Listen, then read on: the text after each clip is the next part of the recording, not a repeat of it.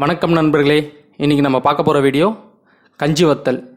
இது வந்து நம்ம எப்படி வீட்டிலேயே செய்கிறது அப்படின்னு நம்ம பார்க்க போகிறோம். இதுக்கு தேவையான பொருட்கள்னு பார்த்தீங்கன்னா மாவு ஜவ்வரிசி. இதிலே வந்து கண்ணாடி ஜவ்வரிசியும் இருக்கும். நீங்கள் கடையில் கேட்கும்போது மாவு ஜவ்வரிசின்னு கேட்டு வாங்குங்க.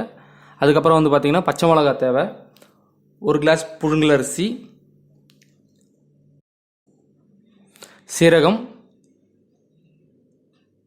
உப்பு, பெருங்காயம். இது வந்து எப்படி செய்கிறது அப்படின்னா, ஒரு நாள் முன்னாடியே வந்து நீங்கள் வந்து நைட்டில் இந்த ஜவ்வரிசியை வந்து ஊற வச்சுக்கணும் தண்ணியில். அதே மாதிரி அரிசி புழுங்கல் அரிசியும் வந்து ஊற வச்சுக்கணும்.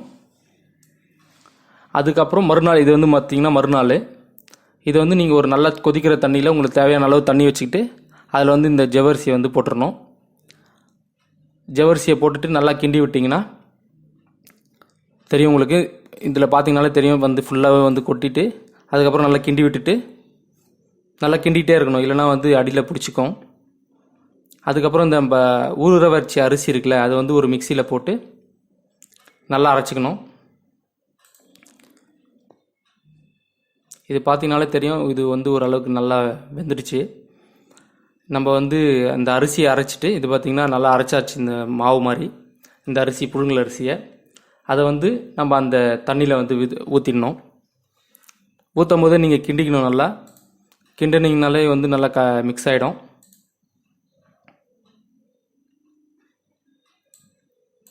இந்த மாதிரி நீங்கள் வந்து பார்த்திங்கன்னா ஒரு நல்ல பதம் வந்ததுமே இந்த ஃப்ளேவருக்காக நம்ம வந்து நீங்கள் பச்சை மிளகாவும் கருவேப்பிலையும் வந்து நம்ம இது பண்ணியிருக்கோம். நம்ம வந்து பச்சை மிளகாவை வந்து ஃபஸ்ட்டு நல்லா அரைச்சிட்டு அதையும் வந்து அதில் ஊற்றிடலாம். அவ்வளோதான். ஊற்றிட்டு அப்படியே நல்லா மிக்ஸ் பண்ணிங்கன்னா அது வந்து உங்களுக்கு ஒரு நல்ல ஃப்ளேவர் கிடைக்கும். இது இல்லாமல் உங்களுக்கு ஃப்ளேவர் வேணும் அப்படின்னா நீங்கள் வந்து கருவேப்பிலையும் பச்சை மிளகாவும் தண்ணியை அரைச்சிட்டு, இந்த மாதிரி பச்சை மிளகா காஞ்ச மிளகாவும் கொஞ்சம் போட்டிருக்கு, இதில் கருவேப்பிலையும் போட்டு அது வந்து நம்ம ஊற்றுறதுக்கு முன்னாடி ஒரு பாத்திரத்தில் தனியாக எடுத்து வச்சுக்கணும். ஒரு கொஞ்சம் கொஞ்சமாக ஊற்றிக்கிட்டு இதில் வந்து பார்த்திங்கன்னா இது ஒரு ஃப்ளேவரு. இதில் வந்து நம்ம இந்த கருவேப்பிலை பொடி அதெல்லாம் போட்டு மிக்ஸ் பண்ணிக்கிட்டு ஊற்றிக்க வேண்டியது தான். இதில் வந்து பார்த்திங்கனாலே தெரியும், இங்கே ஊற்றுறது பார்த்திங்கன்னா தெரியும், இது வந்து அந்த ஃப்ளேவரு.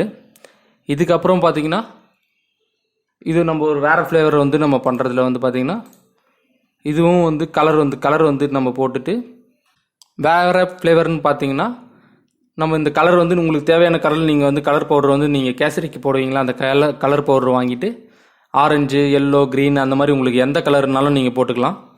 நாங்கள் வந்து ஆரஞ்சு கலர், எல்லோ கலரும் போட்டோம். உங்களுக்கு எந்த கலர் வந்து விருப்பமாக இருக்கோ அந்த கலர் நீங்கள் போட்டுக்கலாம். இங்கே பார்த்தீங்கனாலே தெரியும் நல்லாவே வந்திருக்கு இந்த எல்லோ கலரும் ஆரஞ்சு கலரும். நாங்கள் வந்து எல்லோ, ஆரஞ்சு, ஒயிட்டு ஊற்றணும். நீங்கள் எந்த கலர் தேவையோ உங்களுக்கு பிடிச்ச கலர் நீங்கள் வாங்கி யூஸ் பண்ணிக்கலாம்.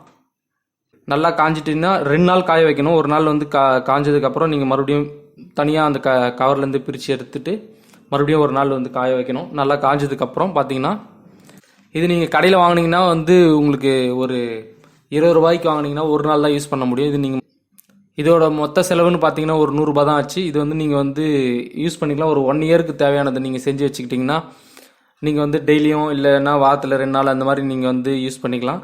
இது நீங்கள் நல்லாவே இருக்கும், டேஸ்ட்டாகவும் இருக்கும். நீங்கள் 1 இயருக்கு தேவையானது செஞ்சுட்டு நீங்கள் ஒரு பாக்ஸில் போட்டு மூடி வச்சுக்கலாம். அது தேவைன்னும் போது நீங்கள் பொரிச்சு எடுத்துக்கலாம். இது வந்து ஒன்றும் வீணாகாது, கெட்டு போகாது. அதனால் நீங்கள் 1 இயருக்கு தேவையானதை வந்து நீங்கள் பண்ணிக்கலாம். குளிர்காலத்தில் வந்து இது செய்ய முடியாது. வெயில் காலத்தில் தான் நல்லா இந்த வத்தலை வந்து போட்டு வச்சுப்பாங்க. எங்கள் வீட்லேயும் நாங்கள் அந்த மாதிரி தான் ஒரு 1 இயருக்கு தேவையானது நாங்கள் வந்து போட்டு வச்சுப்போம். இந்த மாதிரி வரும். இது பார்த்திங்கனாலே தெரியும், நல்லா காஞ்சிருக்கு.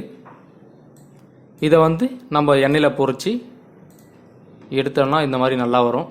நல்லா டேஸ்ட்டாகவும் இருக்கும். இது நீங்கள் வந்து நீங்களும் இந்த ட்ரை பண்ணி பாருங்கள். இந்த வீடியோ பிடிச்சிருந்ததுன்னா மறக்காமல் ஷேர் பண்ணுங்கள், கமெண்ட் பண்ணுங்கள், முடிஞ்சால் சப்ஸ்கிரைப் பண்ணிடுங்க. மறக்காமல் பெல் பட்டனை அழுத்திடுங்க.